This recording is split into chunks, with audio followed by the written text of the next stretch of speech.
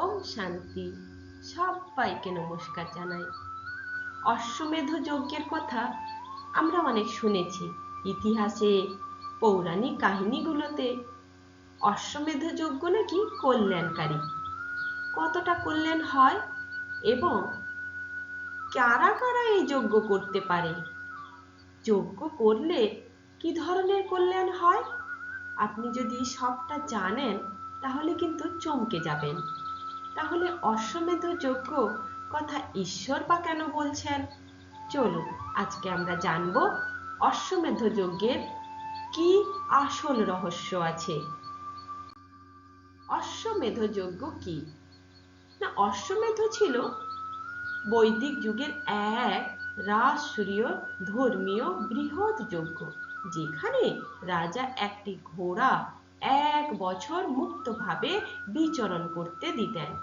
ঘোড়াটি যেসব অঞ্চলে যেত সে সব রাজ্য রাজ্যাধিপত্য মেনে নিত বা যুদ্ধে অবতীর্ণ হতো।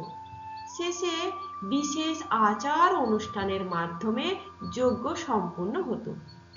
এই যজ্ঞের উল্লেখ আপনি ঋগ্বেদ, যজুর্বেদ, মহাকাব্য অর্থাৎ মহাভারতেও আপনি পাবেন। ঐতিহাসিকভাবে অশ্বমেধ যজ্ঞ কেবল পৌরাণিক কাহিনীতে সীমাবদ্ধ ছিল না। ভারতে বহু পরাক্রমশালী সম্রাটরাও তার সার্বভৌমত্ব প্রমাণে এটি ব্যবহার করেছেন।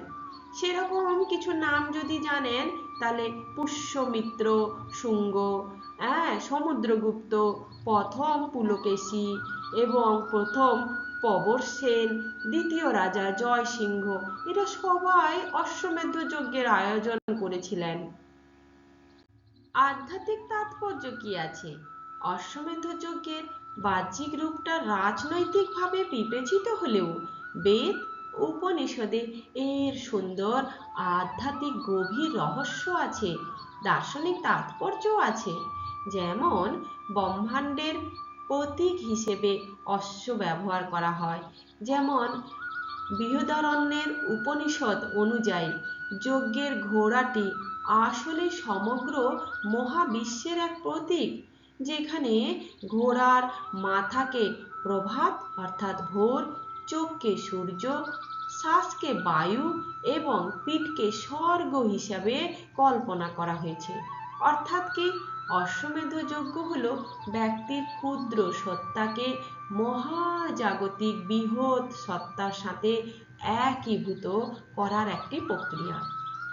আবার মহাভারতে শ্রীকৃষ্ণর হাতে ঘোড়ার সেই লাগাম ধরানো হয়েছে, অর্থাৎ ইন্দ্রিয় ও মনের নিয়ন্ত্রণের প্রতীক হিসেবেও পালন করা হয়। আধ্যাত্মিক স্তরে অশ্ব বলতে আমাদের চঞ্চল মন ও ইন্দ্রিয়কে বোঝানো হয়। ঘোড়াকে যেমন স্বাধীনভাবে বিচরণ করতে দেওয়া হয়, তেমনি আমাদের মনকে মুক্ত রাখা হয়, কিন্তু শেষ পর্যন্ত তাকে সংযত করে উচ্চতর চেতনায় উৎসর্গ করা হয়। এটি মূলত মানুষের অহংকার ত্যাগের একটি রূপক। মেধা এবং প্রজ্ঞার জাগরণ রূপে ব্যবহার করা হয়। মেধ শব্দের অর্থ হলো পবিত্রতা বা বুদ্ধি। অশ্বমেধের আধ্যাত্মিক অর্থ হলো মানুষের অন্তরের সুপ্ত ঐশ্বরিক শক্তি বা মেধার জাগরণ ঘটানো, যা তাকে পরম সত্যের পথে এগিয়ে নিয়ে যায়। আর সমষ্টিগতভাবে যদি আপনি দেখেন, বৈদিক ঋষিদের মতে এই যজ্ঞের মাধ্যমে কেবল রাজার ব্যক্তিগত লাভ নয়, বরং সমাজের আধ্যাত্মিক শুদ্ধিকরণ এবং দেশের শান্তি ও সমৃদ্ধি কামনা করা হতো। এটি বিশ্ব ব্রহ্মাণ্ডের শৃঙ্খলার সাথে মানুষের কর্মকাণ্ডের এক সমন্বয় সাধনের চেষ্টা করা হয়। কেন অশ্বমেধ যজ্ঞকে কল্যাণকারী বলেই বলা হতো? প্রাচীন বৈদিক সমাজ কিন্তু অশ্বমেধকে কেবল একটা আচার রূপে বর্ণনা করেনি, বরং এটিকে কল্যাণকারী বলেছে। কারণ ঘোড়া মুক্ত বিচরণ মানে রাজ শক্তির প্রতীক। যে রাজ্য বাধা দিত তাকে কিন্তু যুদ্ধ করতে হতো, আর যে রাজ্য বাধা দিত না সে শান্তিপূর্ণভাবে অধীনতা স্বীকার করত। তাই এর পিছনে এক বিশেষ বার্তা আছে, যুদ্ধ নয়, শান্তি চাই।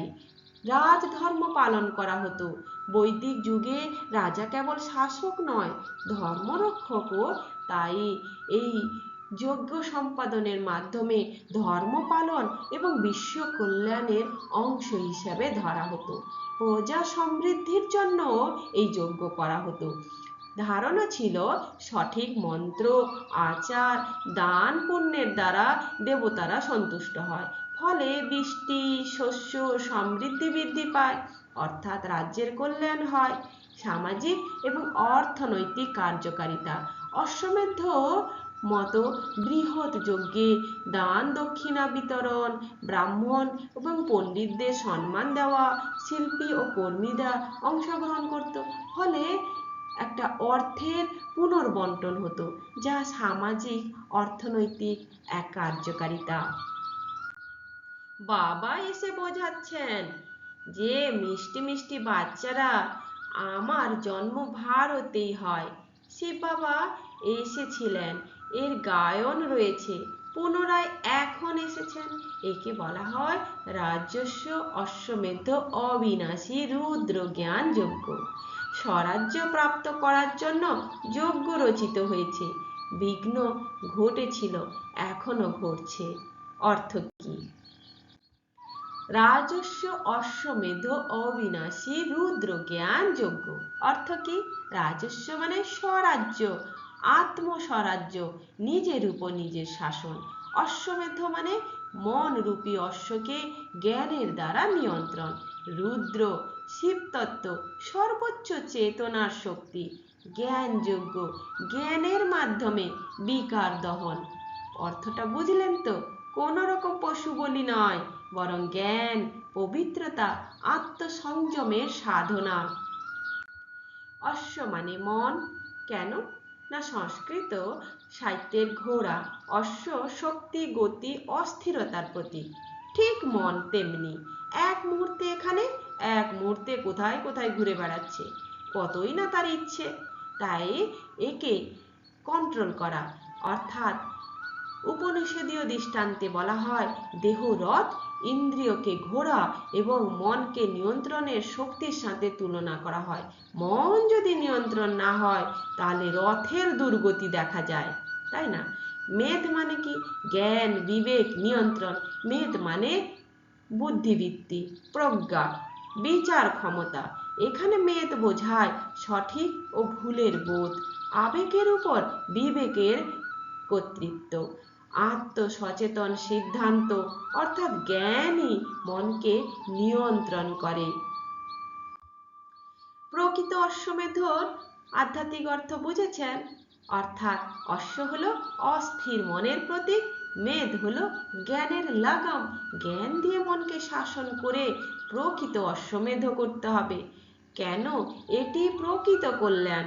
বুঝুন, মন শান্ত হলে সিদ্ধান্ত শুদ্ধ হয়, আবেগ নিয়ন্ত্রণ হলে সম্পর্ক স্থিতিশীল হয়, বিকার জয় হলে চরিত্রবান হয়, পবিত্র হয়, আত্মস্মৃতি জাগ্রত হলে ভয় কমে যায়, নিরাপত্তা বোধ হয়।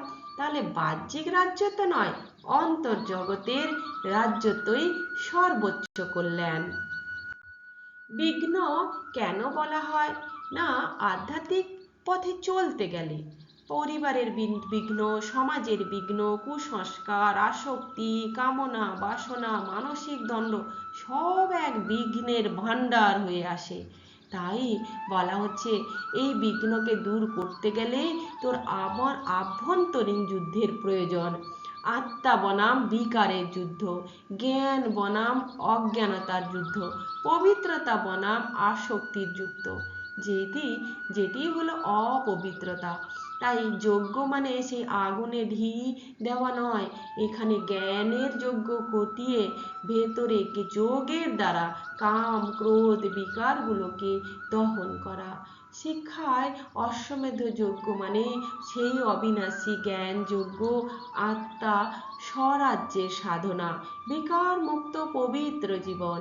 এটি ঐতিহাসিক আচরণ নয় বা আচার নয়, শুধু আত্মিক রূপান্তরের প্রতীকীতি ভাষা। তাহলে কি বুঝলেন? অশ্বমেধ যজ্ঞের প্রতীক কি?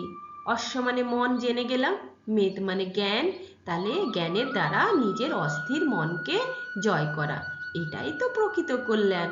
প্রাচীন দৃষ্টিকোণে অশ্বমেধ যজ্ঞ ছিল অনেক কিছু, যেমন রাষ্ট্রীয় স্থিতি, ধর্মীয় কর্তব্য, প্রজা সমৃদ্ধি, সামাজিক ঐক্য।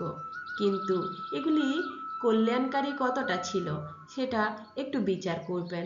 কিন্তু আধুনিক বা আমাদের মানবতার সমাজে অশ্বমেধ যজ্ঞ মানে কি?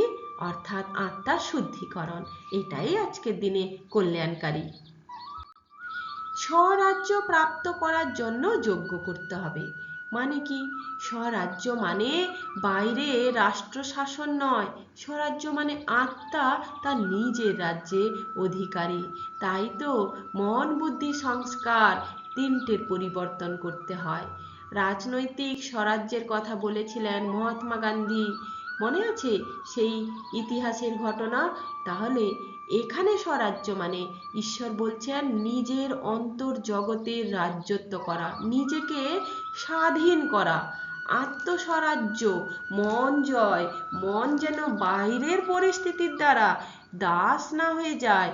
তাই ইন্দ্রিয়ের নিয়ন্ত্রণ করতে হবে, ভোগের টানাপোড়েনে নয়, বিবেক দ্বারা নিজেকে চালিত করা, বিকারকে জয় করা, কাম ক্রোধ লোভ মোহ অহংকারের উপর বিজয় প্রাপ্ত করা, তাকেই তো যজ্ঞ বলা হয়। তাই আত্ম অভিমানী অবস্থায় থাকা, আমি দেহ নই, আমি চেতন আত্মা। যজ্ঞ কেন বলা হলো না? যজ্ঞে যেমন আমরা আহুতি দিই, ঘি আহুতি দিই, ফল আহুতি দিই, এখানেও বলা হচ্ছে কামকে আহুতি দাও, ক্রোধকে আহুতি দাও, তোমার দেহ অভিমানকে আহুতি দাও। সব আহুতি দিলে তবেই তুমি স্বরাজ্য প্রাপ্ত করতে পারবে। প্রকৃত অশ্বমেধ যজ্ঞ বুঝে গেলেন তাই তো? কাম ক্রোধ লোভ মোহ সবকে জ্ঞানের আগুনে দহন করবেন, অস্থির মনকে প্রজ্ঞার লাগাম দিয়ে বশ করবেন, আত্মস্মৃতিতে প্রতিষ্ঠিত হবেন। নিজের মনকে জয় করতে পারাই সর্বশ্রেষ্ঠ বিজয়, এটাই সত্যিকারের কল্যাণ। বুঝলেন তো? ওম শান্তি।